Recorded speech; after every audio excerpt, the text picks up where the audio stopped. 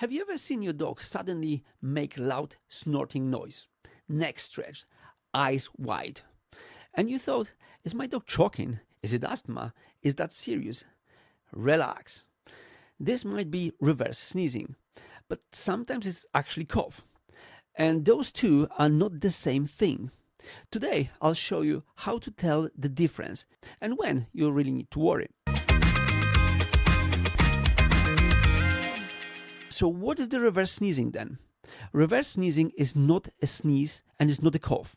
It's a reflex spasm of the upper airways, mainly the nasopharynx. Instead of pushing air out like normal sneeze, your dog suddenly pulls air in loudly. It sounds dramatic, it looks scary, but in most cases it's harmless.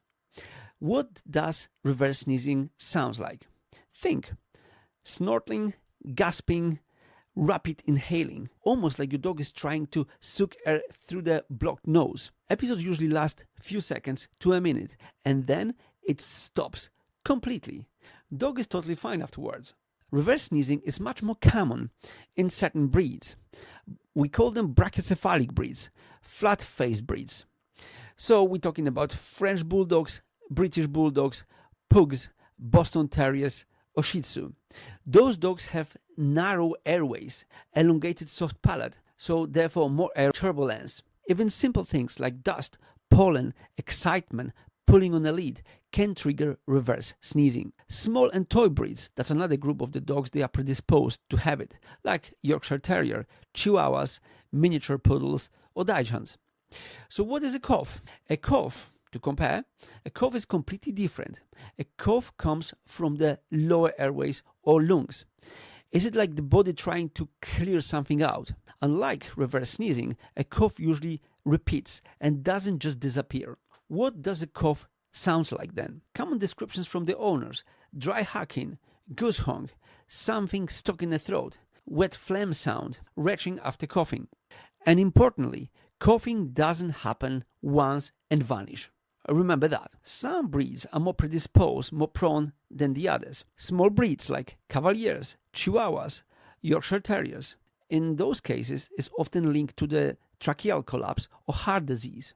We've got larger and active breeds, Labradors, German Shepherds or Spaniels, more prone to having infectious cough or lower airways disease. Key differences: reverse sneeze versus cough. Reverse sneezing, it's loud inhaling, neck stretched, short episodes, loud inhaling, neck stretched, short episodes, dog normal immediately after, mostly upper airways. And for coughing, we've got forceful exhaling, repeated episodes, may worsen over days, often linked with lethargy or exercise intolerance, lower airways or lungs, when you should see a vet.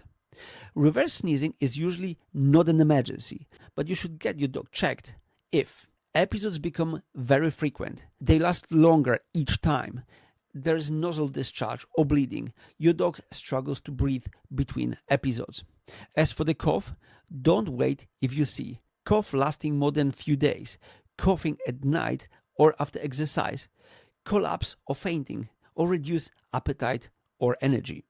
Final message to you guys: reverse sneezing looks scary, but in most dogs is benign. Coughing, however, is your dog telling you something deeper is going on.